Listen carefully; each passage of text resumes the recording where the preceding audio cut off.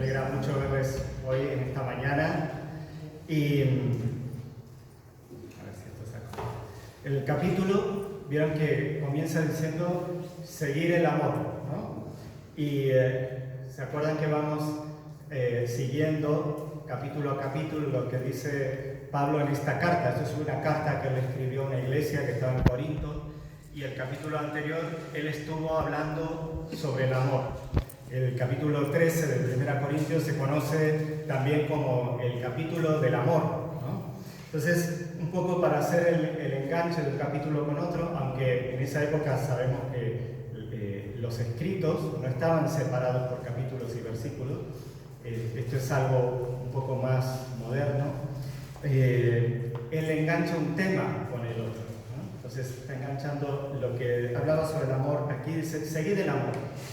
Y luego, si seguimos leyendo después de esta frase, lo que sigue, a priori podemos, si lo leemos un poco superficialmente, sin profundizar, vemos que habla de un tema que es bastante sobrenatural para nuestra época, ¿no?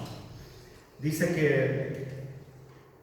que procuremos, o sea, que deseemos, que queramos tener, la palabra original en el griego un poco quiere decir estar celoso de querer envidiarlo, ¿no? Querer tenerlo, que procuremos, y Pablo dice los espirituales, ni siquiera dice los dones espirituales, en la versión original dice los espirituales, y se traduce como los dones espirituales, ¿no? Pero nos está hablando, como decía recién, de cosas que son unas manifestaciones de Dios que son un poco extraños y poco frecuentes en nuestra época. Yo no voy a entrar en el tema de que si estos dones son el de lenguas y el de profecía, como habla aquí, si están vigentes en esta época o no, porque hay diferentes autores, algunos opinan de una forma, otros opinan de otra. Los hermanos, según la experiencia propia que tienen, cada uno también tiene su propia opinión. Entonces, yo lo único que voy a hacer es compartirles lo que dice Pablo a los Corintios en esta carta, y lo vamos a ir analizando juntos, vamos a ir mirando a ver qué es lo que dice este capítulo, ¿no? Yo cuando vi que tocaba este capítulo dije, uy, ¿qué voy a hablar aquí? ¿No? Y incluso el miércoles tenemos aquí nuestra reunión de oración y con los hermanos también lo estuvimos hablando, porque es lo que decía, a priori lo leemos y habla de una cosa tan sobrenatural que me sobrepasaba el tema, ¿no? Pero bueno,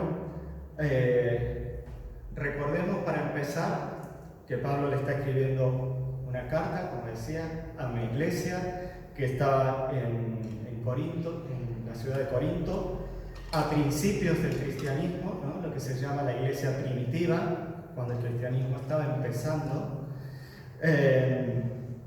Aún en esa época, en esos días, cuando Pablo escribe esta carta, no tenían una Biblia, como tenemos nosotros, donde están recopiladas las escrituras del Antiguo Testamento y del Nuevo Testamento. Ellos tenían algunos rollos que se iban compartiendo y cartas que los apóstoles iban escribiendo, y las predicaciones en persona que ellos hacían, ¿no? Él les estaba escribiendo, digamos, a personas que estaban en un contexto histórico, en una época diferente a la nuestra, con una cultura incluso diferente a la nuestra, ¿no? Entonces, con todo esto podemos entender un poco mejor el capítulo. Pero vamos a ver, analizar los dos dones de los que habla Pablo, ¿no? El don de lenguas y el don de profecía. Vamos a empezar con el don de lenguas. Dice que el primer acontecimiento donde se produjo esta manifestación de las lenguas fue el día de Pentecostés, cuando Jesucristo había ascendido. Los apóstoles estaban ahí todos en un cuartito, ¿no? Orando y esperando a ver qué iba a pasar, porque Jesús les había prometido que les iba a mandar el Espíritu Santo, y ellos estaban ahí sin saber qué hacer, con miedo. Entonces, esto está en Hechos, capítulo 2, del versículo 1 al 4, Y dice que los apóstoles salieron y compartieron el Evangelio con las multitudes que habían ido a esa fiesta de Pentecostés. Y en Hechos 2:11 dice que la gente decía: les oímos hablar en nuestras lenguas las maravillas de Dios. Ellos salieron y no dijeron cualquier cosa. Hablaron en otros idiomas, pero no dijeron cualquier cosa. Compartieron el Evangelio, compartieron lo que el mensaje de Jesús para esa gente, en el lenguaje de la gente que estaba ahí en ese momento, ¿no? Entonces, la palabra griega, que se traduce como lenguas, significa literalmente idiomas, ¿no? Entonces podemos decir el don de hablar en otros idiomas que no es el nuestro, ¿no? Por tanto, el hablar en otros idiomas que no es el nuestro tiene una utilidad, y es ministrar a la persona que lo escucha. Dice que aquí en el versículo 6 de lo que hemos leído, Pablo dice: ahora pues, hermanos, si yo voy a vosotros hablando en lenguas, ¿qué os aprovechará si no os hablase con revelación o con ciencia o con profecía o con doctrina? ¿No? ¿Para qué les voy a hablar en otro idioma si ustedes no se van a enterar de lo que digo? Más o menos sería la paráfrasis, ¿no? Entonces, de acuerdo con lo que dice Pablo en este capítulo que estamos analizando, y de acuerdo con lo que sucedió en el día de Pentecostés con los apóstoles, lo que podemos afirmar es que el hablar en lenguas es valioso para aquel que escucha el mensaje de Dios en su propio idioma, ¿no? Pero es inútil para los demás, para los otros, a no ser que sea traducido, a no ser que sea interpretado, ¿no?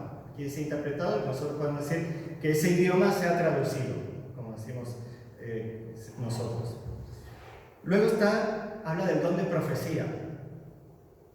Entonces, el don espiritual de profecía aparece entre la lista de dones del Espíritu en 1 Corintios 12:10 y Romanos 12:6, ¿no? Ahí dice: los dones del Espíritu son estos, y está el don de profecía.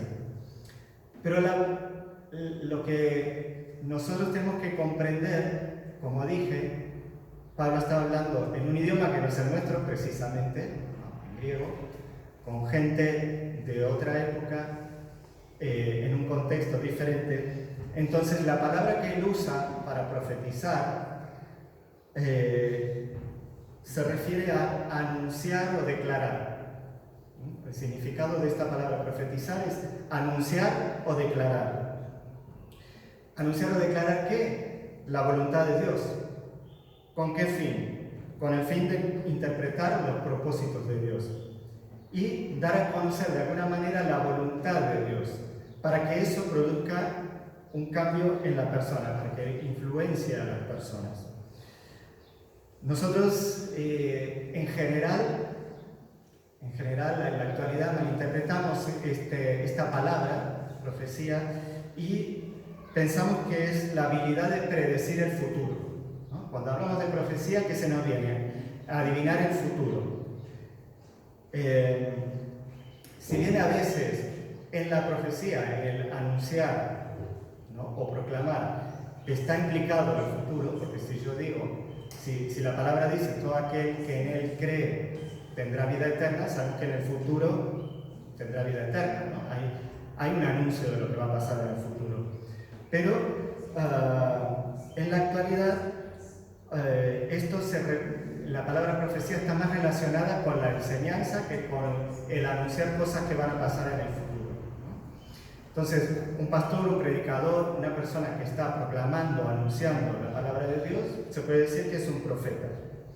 Cuando se terminó el canon del Nuevo Testamento, cuando ya se dijo hasta aquí los escritos inspirados por Dios y se cierra, ¿no? Y están también los escritos inspirados por Dios del Antiguo Testamento que anunciaban a Cristo, este concepto de profecía fue cuando se cambió, es lo que decía, está más relacionado con la enseñanza que con el anunciar cosas que van a pasar, o nuevos mensajes revelados por Dios. Dice Judas 3 que la fe que ha sido dada una vez a los santos. En otras palabras, la fe a la que nos aferramos ya ha sido resuelta para siempre. Ya no necesita adición o perfeccionamiento que viene de revelaciones extras a la Biblia. En la Biblia ya lo tenemos todo, ya tenemos todas las profecías que necesitamos. Además, 2 Pedro 2:1 dice: pero hubo también falsos profetas en el pueblo, hablando de antes de Cristo, ¿no? Como habrá entre vosotros falsos maestros, hablando de después de Cristo. Pedro indica que en la época del Antiguo Testamento había profetas, en la época del Nuevo Testamento hay maestros. El don espiritual de profecía, en el sentido de recibir nuevas revelaciones de Dios para proclamarlas a otros, cesó con la finalización de la Biblia. Ya no hay nuevas revelaciones.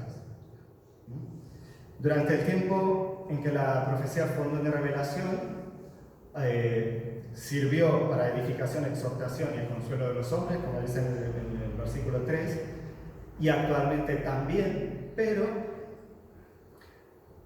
no con nuevas revelaciones, sino con las revelaciones que ya tenemos. Y como cristianos tenemos que ser muy cautelosos con esto, con los que afirman tener un nuevo mensaje por parte de Dios, ¿no? Porque no es lo mismo que una persona comparta, por ejemplo, siento tal cosa, o anoche tuve un sueño muy interesante o tal, a que nos diga, anoche Dios me dio un sueño y tienes que obedecer, ¿no? Cuando vienen con un poco adivinanzas del futuro. Ninguna declaración de ningún hombre puede ser considerada igual o superior a la palabra de Dios. Por eso es que en un momento se determinó que nos íbamos a guiar por la sola escritura, ¿no? Esto nos vamos a someter y comprometer solamente con las escrituras, no con las nuevas revelaciones que puedan haber. ¿Cuáles son los peligros de las malas interpretaciones de estos dones? Vamos a ver el de lenguas, por ejemplo. El don de lenguas era muy apreciado en la época de los corintios, ¿no? Y también actualmente en algunas denominaciones donde se enfatiza este don. Incluso en algunos sitios se dice que si no lo tienes, no eres creyente. ¿Por qué es tan apreciado? ¿Por qué es tan buscado? Porque es una manifestación muy llamativa. Y a los seres humanos nos encanta el espectáculo, nos encanta lo sobrenatural, nos encanta que haya cosas que despierten los sentidos y la adrenalina, ¿no? Entonces, por eso, bueno, los circos hasta hace poco tiempo tuvieron tanto éxito, ¿no? Porque ahí se mostraban cosas, fenómenos paranormales y sobrenaturales. El peligro es que la persona que lo posee, o en algunos casos que cree poseerlo, ¿no? Porque están los dos casos, puede caer en orgullo espiritual y creerse que es mejor que los demás o más espiritual que los demás, y eso crea una altanería en el hermano.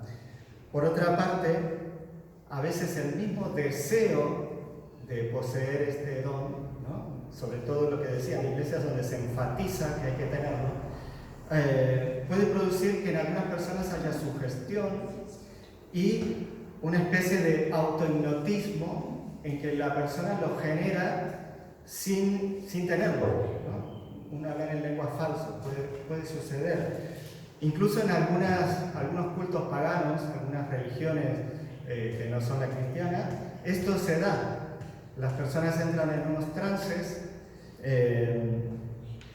y éxtasis psicológicos en las que hablan otros idiomas. Nadie les entiende y dicen, no, que estoy hablando en lenguas muertas, te dicen, ¿no? Para justificar su don sobrenatural. Incluso algunos hasta usan ciertos tipos de drogas para entrar en comunicación con sus dioses y empiezan a hablar en otros idiomas, ¿no? Luego tenemos la profecía. También es un don llamativo. A todos, en general, cuando se asocia a lo que es predecir el futuro, nos llama mucho la atención, ¿no? Nos encantaría que alguien nos dijera, mira, te va a pasar esto, te va a pasar el otro, haz esto, invierte aquí, invierte allá, no inviertas en lo otro, o ve aquí o ve allá, que te va a pasar aquello y lo otro, ¿no? Porque tenemos que cubrir como una ansia de querer saber lo que va a pasar o qué es lo que tenemos que hacer, ¿no? Pero en realidad los creyentes tenemos que confiar en Dios, en su provisión, en sus promesas, en lo que Él claramente nos ha manifestado en su palabra. Entonces, a Dios no le agrada que estemos mirando el futuro, qué es lo que va a pasar, ¿no? En la ley judía, en Levítico 20:27, hay una condenación a muerte de aquellas personas que busquen adivinar el futuro o incluso comunicarse con los muertos para que les comuniquen mensajes acerca de su futuro o de cualquier otra cosa, ¿no? Entonces, tenemos claro que la profecía no consiste en adivinar el futuro, sino que el sentido bíblico de la profecía es proclamar la voluntad y el mensaje de Dios ya revelado en su palabra.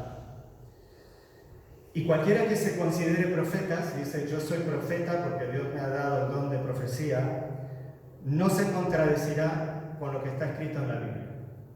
Ninguna palabra que salga de su boca va a ser diferente a lo que Dios ya ha revelado en su palabra. No va a agregar ni a quitar nada, como dice el Apocalipsis, ¿no? A lo que ya está escrito, porque si no es un falso profeta.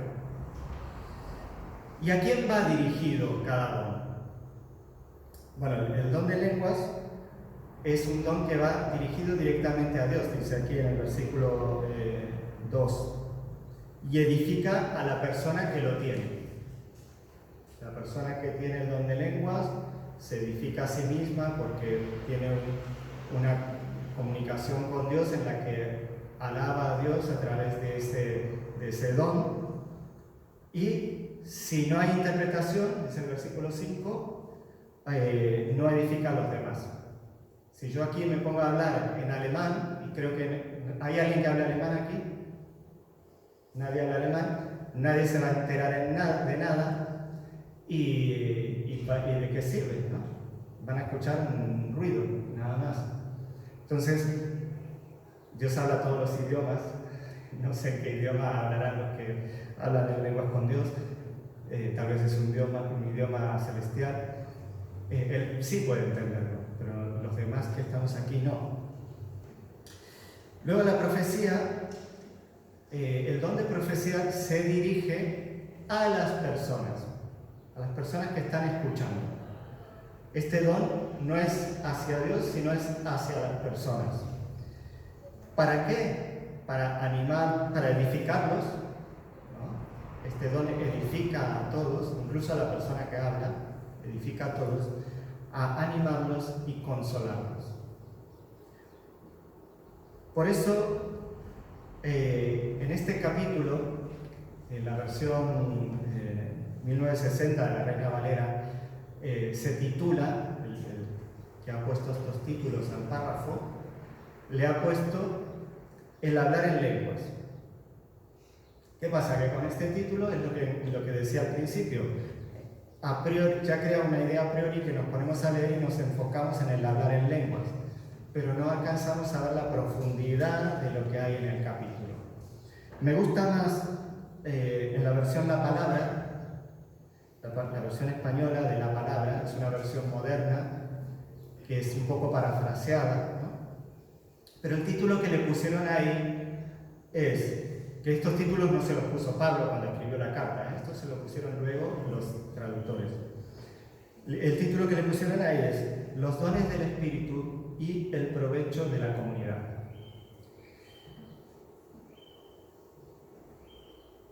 ¿Por qué me gusta más esto? Porque a pesar de que está hablando del don de lenguas, también habla de profecía, no solamente el de lenguas, y el título solamente pone el de lenguas.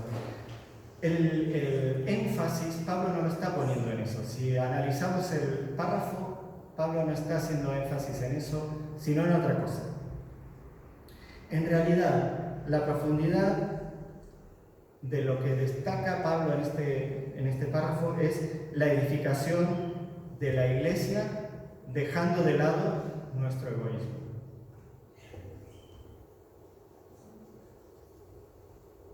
La primera carta de a los Corintios, esta que estamos leyendo, es el libro en el Nuevo Testamento en el que más veces se repiten las palabras relacionadas con la edificación.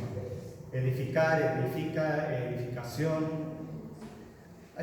Para ser exactos, un total de 11 veces en este capítulo se repite esta palabra. Y en este libro, y en este capítulo se repite 6 veces. Fíjense que de 11, 6 es un poco más de la mitad, ¿no?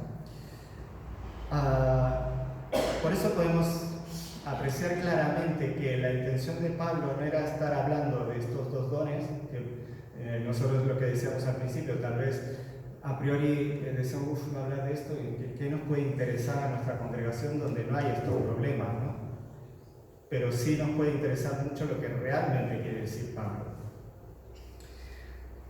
A lo largo del libro, en el capítulo 3, Pablo dice que somos un edificio de Dios, ¿no? Estamos edificados en Dios, somos un edificio de Dios.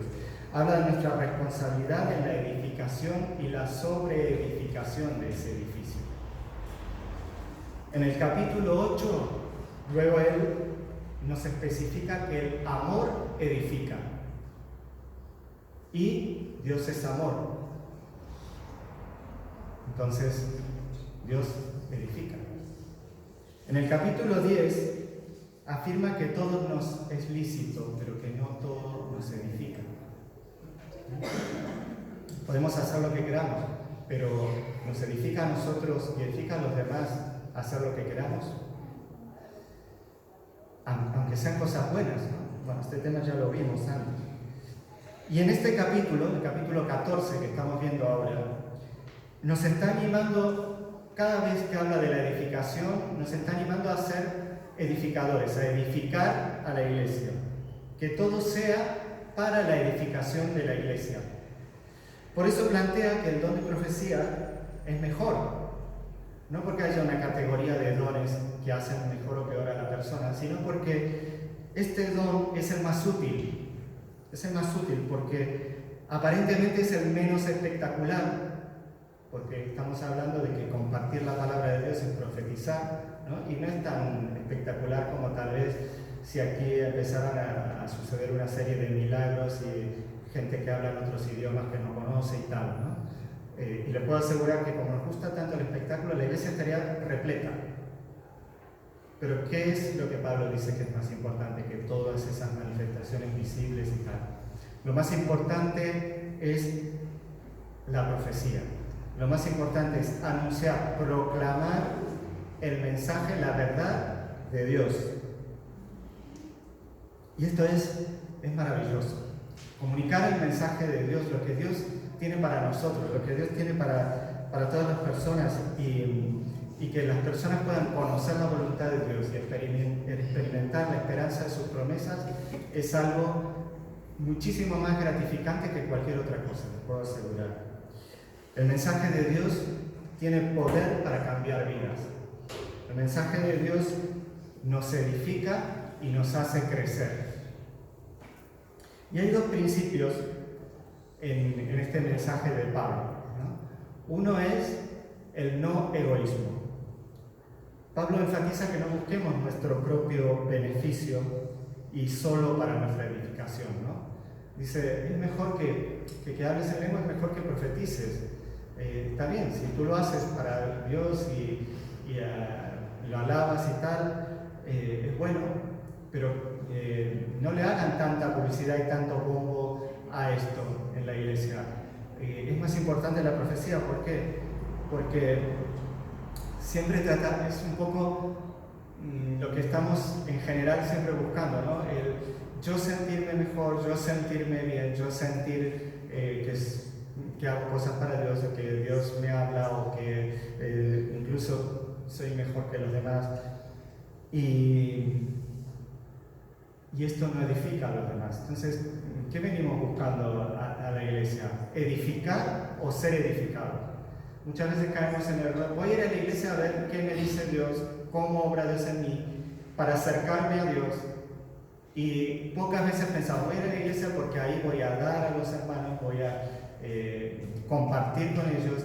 Además, si venimos pocos, ¿qué pasa con los pocos que venimos? Nos desanimamos, ¿no? Todos. Y si no venimos porque venimos pocos, porque nos desanimamos, ¿qué pasa? Que cada vez somos menos. Cada vez yo digo, bueno, voy a empezar a venir para ser uno más, y el otro dice lo mismo, y el otro dice lo mismo, estarían todos estos asientos llenos, algunos de pie, y no entraríamos aquí, porque estamos pensando en los demás. Voy a ir para animar a los demás, para que los demás se animen de ver que hay muchos hermanos, ¿no? Entonces, Pablo dice que procuremos los mejores dones. No porque haya una lista de mejor a peor, sino porque el mejor don es anunciar la palabra de Dios, que es la Biblia. No nos tenemos que inventar nada. Muchos estudian la Biblia, muchos teólogos, muchos estudiosos universitarios de la Biblia, sin tener el don de la profecía, y tienen mucho conocimiento, incluso han escrito libros, enseñan en grandes centros de estudios, o sea, la universidad tal, el teólogo tal, da cátedras a miles de personas, el teólogo tal ha escrito el libro tal, pero es un conocimiento mental, a veces incluso que hasta erróneo, que solamente está en sus mentes. Hay un velo que no permite ver a veces las verdades de Dios que están en la palabra. Incluso muchos de estos estudiosos han sido fundadores de sectas, de movimientos religiosos. ¿Por qué? Porque no tienen el don de profecía, solamente leen ahí y sacan sus conclusiones y se inventan sus propias teorías y cosas, y luego hacen caer en el error a las demás personas. Predican un mensaje o profetizan, entre comillas, sin la guía del Espíritu Santo. Luego, el otro principio es que sea, dijimos que no sea egoísta, y dijimos el otro principio que sea entendible. El mensaje tiene que ser entendido por todos. Un mensaje que las personas no entienden no sirve para nada.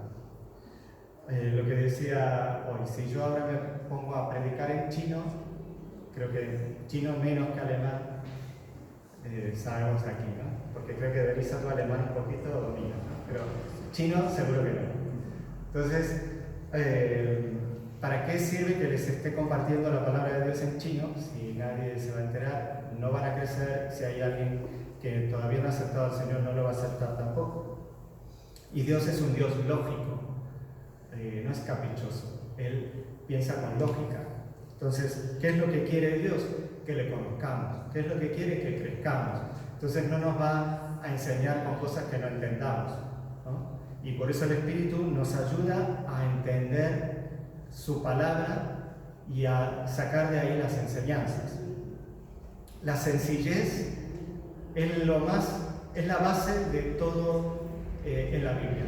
La sencillez es lo que Dios ha usado desde la creación hasta ahora para manifestar su mensaje. Incluso Jesús, cuando estaba aquí en la tierra, Él hablaba a la gente cuando predicaba y les ponía ejemplos de su vida diaria, de lo cotidiano, ¿no? Hablaba de un pastor de ovejas, hablaba de alguien que sembraba, hablaba de las cosas que la gente vivía día a día, ¿no? Si hubiera venido en esta época, tal vez hubiera hablado en la oficina, cuando hablas con tus compañeros, o hubiera hablado cuando vas al taller mecánico con tu coche, ¿no? Hubiera usado ejemplos que nosotros vivimos diariamente, ¿no? Dios quiere que le entendamos, Él nos quiere enseñar, Él quiere que nosotros sepamos de qué nos habla. Entonces, para concluir todo lo que hemos estado viendo, ¿no? Y un poco pensar en nosotros mismos. Pablo le estaba hablando a los corintios, pero su mensaje también nos habla hoy a nosotros, hoy en día. Entonces, en primer lugar, sabemos que Dios quiere que hagamos todo para la edificación de su iglesia. Para nuestra propia edificación, no, para la edificación de la iglesia, de todos, mía y de los demás. ¿Y quién es su iglesia? Los que hemos confiado en Jesucristo como nuestro Salvador personal. Todos aquellos que somos discípulos de Jesús porque le seguimos, Dios quiere capacitarnos, Dios quiere que crezcamos. Y aquellos que todavía no le siguen, quiere que le sigan. Entonces, si tú ya le estás siguiendo, ¿estás colaborando en la edificación de la iglesia? ¿Tu vida edifica a los demás? ¿O solamente estás preocupado en alimentarte, en satisfacerte a ti mismo? Todo el tiempo estás pensando yo. Porque lo que vemos aquí que Pablo le está diciendo a los corintios no es esto. Le está diciendo algo diferente. Está diciendo que hagamos todo para la edificación de la iglesia, de todos los demás. Solución para esto, la humildad. El miércoles lo hablábamos. Qué importante es la humildad. Venir. Ser humilde no es ser pobrecito, de que todos te peguen y ya está. ¿No? La humildad es venir delante de Dios reconociendo que le necesitas. Reconociendo que solo Él puede obrar a través tuyo. Como decíamos recién, el don de profecía no es simplemente, no es anunciar el futuro, pero tampoco es simplemente conocerse de memoria la Biblia y tener mucho conocimiento. Si el Espíritu Santo no está obrando a través de ese mensaje, no sirve de nada. Tengamos al Señor en humildad, presentándonos delante de Él y ofreciéndole nuestra vida a Él para que Él nos use para edificar a su iglesia. Y cuando Dios te usa para edificar a su iglesia, tú también eres edificado porque eres edificado por los otros. Todos somos edificados unos a otros. Entonces les invito a ponerse de pie y vamos a orar.